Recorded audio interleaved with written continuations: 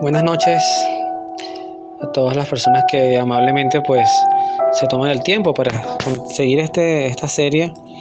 Hoy la llamaría modernamente podcast, aunque no sé si el formato aplique. Pero más allá de esto, es una serie que, como ya lo he explicado, para quien lo escuche por primera vez, tiene el propósito de unificar Antiguo y Nuevo Testamento con algunas experiencias de vida para nuestro tiempo.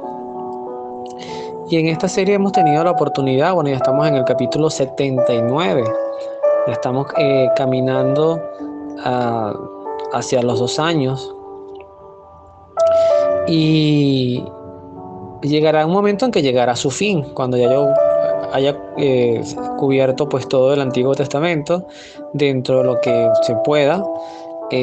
Pues ya después trataremos con otros proyectos mientras Dios nos dé la vida, la salud, el tiempo para hacer el propósito único e importante de todas estas labores pastorales de evangelización, que es acercar a las personas a Dios. Ya a veces no me gusta decir solamente a Cristo, porque sí, que nosotros somos cristianos, pertenecemos a Cristo, y quien ha visto a Cristo ha visto al Padre. Pero no debemos olvidar que nosotros tenemos un Dios trino, que es Padre, Hijo y Espíritu Santo. Entonces, cuando hablo de Dios, hablo de su integridad, hablo del Dios del Antiguo Testamento, hablo del Cristo revelado, hablo del Espíritu Santo que desde Pentecostés aviva la iglesia, hablo de la iglesia católica, hablo del magisterio, del testimonio de la vida de los santos.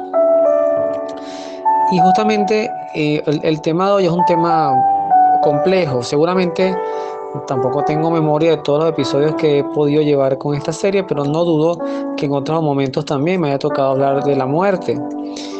Pero hoy sí les quiero traer un testimonio muy fresco, porque además siempre digo que Dios siempre anda en sintonía con las cosas que en lo particular uno va haciendo, cuando literalmente son para Él. El día de ayer tuve la oportunidad, por estas cosas del azar.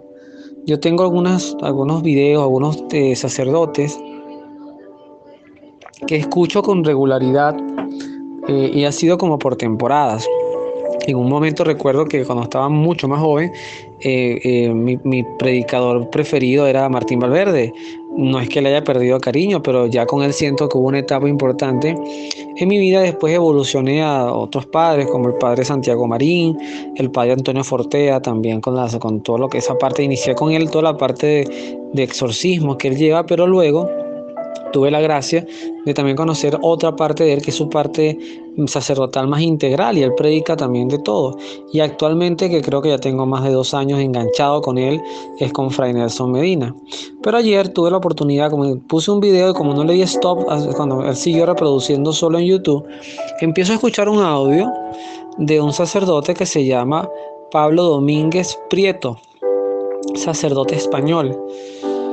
Y además una prédica sobre la razón, o sea, la verdad, la razón, me parecía extremadamente magistral e iluminada. Una prédica que además creo que es la más larga que dio en su vida y duró 32 minutos. Sus prédicas eran de 10, sus homilías de 10, 15 minutos. Era un sacerdote que tenía la capacidad de predicar muy completo en muy poco tiempo. No todos tienen esa habilidad. Y ustedes dirán, ¿y por qué dices tenía? Bueno, porque también me entero de que este sacerdote muere en el año 2009 en un accidente en las montañas de Moncada, Moncayo, no sé si es Moncada o Moncayo en España. Y él era alpinista, o sea, era su hobby. Me recordó mucho a Juan Pablo II. Este sacerdote murió en el año 2009 a los 42 años. Yo tengo 40. Y me impactó muchísimo porque además de él sale una pseudo película, en realidad es más documental que película, que se llama La Última Cima, que de hecho lo pueden conseguir en YouTube. Y está toda la vida de un hombre que al final lo describen como un santo, que además tiene elementos extraordinarios hacia el final, sobrenaturales o metanormales, si cabe el término. Pero una de las cosas más impresionantes, porque a su funeral asistieron más de 3.000 personas, era esa pregunta de por qué. Yo mismo escuchando aquello se lo pregunté a Dios, ¿no? Y no me quiero imaginar la gente cercana a él. Y el Señor, pero ¿por qué este hombre tan útil para la vida, tú te lo llevas? O sea, no entiendo, no le consigo comprensión a eso. Una persona que edificaba, que convertía, que además con una alegría desbordada. Una persona que, como decía uno de sus amigos, tú le podías decir, maté a mi papá, y tú dices, y se reía, tranquilo, no pasa nada, bueno, Dios te va a perdonar, y maté a mi mamá, ¿no? Y lo hacían así como echando broma, pero que no había en un juicio, un regaño, todo era desde una misericordia, una bondad, que eso también es un don, ¿no? Y que no todo el mundo sabe vivir y aplicar, y que también muchos pueden tomar para el abuso. Cuando uno conecta la vida de Jesús de manera integral, uno se da cuenta que Jesús predicaba así, con alegría, con bondad y con amor, a los pecadores, a los niños, a los indefensos, pero era muy duro, muy tajante, muy directo, dirían algunos hasta grosero, que no creo que quepa el término, pero con los fariseos, los escribas y los saduceos. Y hasta con los propios, estando ante Pilato, fue un poco irreverente, no fue grosero. Ante Herodes lo ignoró, que no, creo que no hay nada peor para un alma que sentirse ignorada por Dios, ¿no? Entonces, pero este sacerdote representaba esta alma. Entonces, cuando estaba preparando un poquito lo que iba a hablar hoy, eh, justamente me consigo del libro de Isaías algo que tiene que ver con mm, la curación de Ezequías. Estamos hablando de, bueno, todo este grupo de reyes que hubo en los tiempos de Israel, sobre todo previos al destierro. Recordando que cuando lo habíamos hablado ya en el episodio anterior, Ezequías fue el rey que con su fe y con su testimonio pues derrotó a Sennacherib, a los asirios, aquella salvación milagrosa donde todos los que estaban sitiando la ciudad pues producto de una peste, pues en la noche murieron una cantidad de soldados de asirios y se volvieron frustrados porque la invasión no se vio. Pero en el testimonio que vamos a ver hoy, que además lo voy a enlazar con algo del libro de los Hechos de los Apóstoles, vamos a hablar de la muerte. Hay un mensaje que, bueno, ya ha consumido bastante tiempo. A veces trato que los audios no sean tan largos, pido disculpas por eso. Hago mi mejor esfuerzo y estoy aprendiendo. Pero el título dice la enfermedad y curación de Ezequías. Vamos a leerlo porque es un texto dentro de todo rápido. Dice, en aquellos días Ezequías cayó enfermo de muerte. El profeta Isaías, hijo de Amós, vino a decirle de parte de Yahvé, esto te dice Yahvé, pon en orden las cosas de tu familia porque vas a morir y no sanarás. Ese fue el mensaje del profeta. Voy a detenerme aquí un momento porque hay enfermedades que marcan muerte. Hay muertes que llegan sin aviso. Recientemente tengo la muerte de un familiar que todavía uno lo recuerda y lo conmociona, una prima segunda mía, prima hermana de mi mamá, que hoy hace 8 días justamente le dio un ACV y al día siguiente murió en la mañana, 60 y tantos años. Y hay muertes que llegan así, repentinas. Pero hay otras muertes como un cáncer o X, una enfermedad degenerativa, te permiten ese concepto que además fíjense que es como una concesión en gracia. Prepara tus cosas y eso creo que es un mensaje inicial. Las cosas hay que irlas preparando. Yo siempre he dicho, esto lo vuelvo a decir, que el único viaje que requiere desempacar es el viaje hacia la muerte, que es la transición. El padre justamente Pablo Domínguez decía que la muerte era la puerta que nos permitía entrar a la vida eterna. Por lo tanto, no nos enfocáramos tanto en la puerta no era lo importante. Pero es algo que no vamos a poder evitar, todos nos vamos a morir.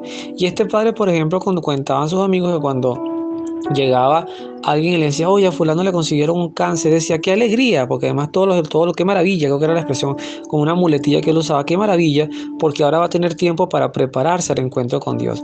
Y él decía que él quería morir en las montañas, cayó por más de 1900 metros, pies de altura y murió. Y además murió acompañado de una amiga que era él era su asesor espiritual. Bueno, aquello fue una conmoción, de verdad, que como les digo, lamento mucho no haber conocido a este padre, sino prácticamente estamos hablando de 13 años después, 12 años después de su muerte. Entonces Ezequías recibe este mensaje, pero la reacción que tiene Ezequías es la reacción que tendríamos tú y yo, no la de un santo. Entonces aquí podemos entender que Ezequías no tenía mentalidad de santo porque además su tiempo no era para eso. ¿Qué es lo que dice Ezequías? Ezequías vuelve su rostro a la pared y reza a Yahvé diciendo: acuérdate por favor que te he servido fielmente con corazón honrado y haciendo lo que te agradaba. Y se largó a llorar. ¿Qué rechazaba Ezequías? Yo en su lugar, en esa época y en ese tiempo, también me hubiese puesto así. Y voy a explicar por qué, aunque creo que lo que voy a decir en esa época no se tenía la conciencia de eso. Las personas que morían antes de Cristo no iban al cielo. El cielo estaba cerrado por el pecado original. Esto que estoy diciendo es magisterio, es enseñanza, es doctrina. En Cristo se abren las puertas del cielo. Por sus méritos, por su gracia, Cristo reconcilia a la humanidad con Dios, con el Padre. Si en este tiempo había esa conciencia, obviamente era mejor estar vivo que estar en una suerte de limbo, donde no estabas muerto, pero tampoco estabas teniendo la visión beatífica de Dios. Pero Ezequías no creo que haya tenido esa mentalidad tan profunda, porque además llegar a esas conclusiones ha llevado tiempo, sino era el hecho que nadie se quiere morir. Y en esto hay que ser muy honestos. Si no hablamos con honestidad, pues se dificulta la aceptación de muchas cosas de nuestras vidas. Solamente se quieren morir los santos, y no mediante el suicidio ni mediante la eutanasia, porque al final todo queda en las manos de Dios. Solamente desea morirse en un buen término, en un buen lenguaje, aquel que quiere estar con Dios. Vamos a sacar a un lado en los otros casos de extremos, que son desprecios a la vida por tristezas, desesperaciones, sequedad, que son los pensamientos suicidas, que Dios, estoy seguro que los arropa en una infinita misericordia, que los acompaña. Cada suicidio tendrá su historia, que a nosotros no nos corresponde juzgar, sino orar. Y aprovecho este paréntesis para orar mucho por todas las personas que han tomado esta decisión, pero también por aquellos que están pensando en tomarla, que no es la solución, no la es, de verdad que no. Cuando Dios escucha esta súplica, responde a través de Isaías lo siguiente: he escuchado tu oración, he visto tus lágrimas y ahora te voy a dar 15 años más de vida. Te libraré a ti y a esta ciudad del rey de Asiria. Yo mismo protegeré la ciudad. Palabra de Dios, te alabamos, Señor. Me encanta la especificidad de Dios. Yo no quisiera saber cuánto me queda de vida ni cuánto le queda a mis familiares. No, eso no me interesa saberlo. Yo digo que eso es un punto de quiebre en la vida. Si tú sabes cuánto te queda, vas a vivir en función de ese tiempo. Y la vida no se trata de vivir así. Pero Dios sí lo sabe. Con precisión Dios sí lo sabe, pero también puede determinar, y este pasaje lo prueba, que Dios puede decir: bueno, yo quiero que Luis viva 80. Pero después, cuando voy por 70, dice: no, vamos a llamarlo ya está listo. O cuando llega a los 80, todavía no está listo, dice: vamos a darle 5 años más. Ese juego, que no es sádico porque además no se trata de ir transando tiempo, es un juego de cuándo estamos listos para ser llamados por Dios. Por eso podemos entender que hay muertes tan prematuras a mediana edad o al final de la edad. Pero cada vez que rechazamos la muerte, en esencia, quizás esto que voy a decir ni siquiera yo mismo lo comprenda, pero cada vez que rechazamos la muerte, lo que estamos en realidad es rechazando el encuentro con Dios. Y eso hay que tratar de abrazarlo. Está bien que lloremos a nuestros difuntos, está bien que sintamos un vacío, porque es natural, porque además, como yo siempre pienso y digo, y ahora que soy padre lo digo más, ningún padre debería ver morir a ningún hijo. En esencia no. María le tocó, pero no debería pasar, pero pasa. Esas cosas pasan, es parte de la vida. Entonces, nuestro tiempo está en las manos de Dios. ¿Cómo muramos? Eso es, para muchos podrá ser relevante, porque hay gente que dice: no merecía morir así. No lo sé. Si es por bala, si es por enfermedad, si es por caída de un avión, si es por un terremoto, si es por un accidente de carro, no lo sé. No sé qué pase por la mente. Yo no creo que Dios diseñe las muertes. Eso ya es algo que sale de mi razón. Y creo que meterme en esa línea también es tener una suerte de un pensamiento injusto ante Dios, porque entonces porque unos mueren de una forma y otros de otra. No quiero entrar en ese terreno porque además me confieso incapaz de poder sostener ese camino de argumento y de conversación. Pero sí me queda claro que mi tiempo está en las manos de Dios y el tiempo de cada uno de los que escucha esto y de los que nos rodea está en las manos de Dios. Y si Dios nos da la bendición, y escuchen lo que voy a decir, nos da la bendición de que podamos conocer un preliminar hacia la muerte nuestra, eso hay que agradecerlo. Eso hay que agradecerlo. Y si Dios nos hace vivir en conciencia de que cada día puede ser el último, y eso nos invita a vivir un estado de gracia, de paz, de no conflicto con nuestros hermanos, esa conciencia también hay que agradecerla. Voy a terminar esta parte para arrancar con la segunda, que es la lectura enlace que vamos a hacer, que es un poquito más dura, que es la muerte de Herodes en el libro de los Hechos de los Apóstoles en el capítulo 12. Pero también quiero aprovechar para contar un testimonio del mismo padre Pablo Domínguez. De verdad que este audio se lo quiero dedicar mucho a él, no porque lo considero un santo, pero porque de verdad el poco tiempo que escuché de él me despertó mucha admiración. Él tenía una amiga que que ya era madre y estaba embarazada. Y por el tercer mes, el doctor le hizo un eco y le diagnosticó que su hijo venía con muchísimas malformaciones, venía muy mal físicamente. Y que, no sé si es que la ley de España, me imagino que sí, establece unos límites para abortar. Y él decía, tienes que tomar la decisión antes de que pasemos ese borde. Esta muchacha tomó una decisión, no es que sea la mata de la fe, pero contaba con la amistad de este sacerdote. Y ella tomó una decisión que me pareció muy asertiva, muy correcta, muy inspirada por el Espíritu Santo, que fue llamar al padre Pablo. Y Pablo efectivamente la acompañó en todo momento, inclusive el momento del parto estuvo con ella, porque le hizo un acompañamiento de todo el embarazo y le enseñó a tener una visión distinta de disfrutar ese embarazo. Le dijo, disfruta cada latido, cada movimiento, cada sensación de formación que tienes de tu hijo dentro de ti. La niña nació con 8 meses y efectivamente al nacer fue una cuestión de horas o de días que murió. Y él estuvo con él hasta el último momento. Y ella dice, yo tuve una experiencia de Dios y una percepción tan diferente de ser agradecida de que este bebé de tan corta vida también tuvo su misión.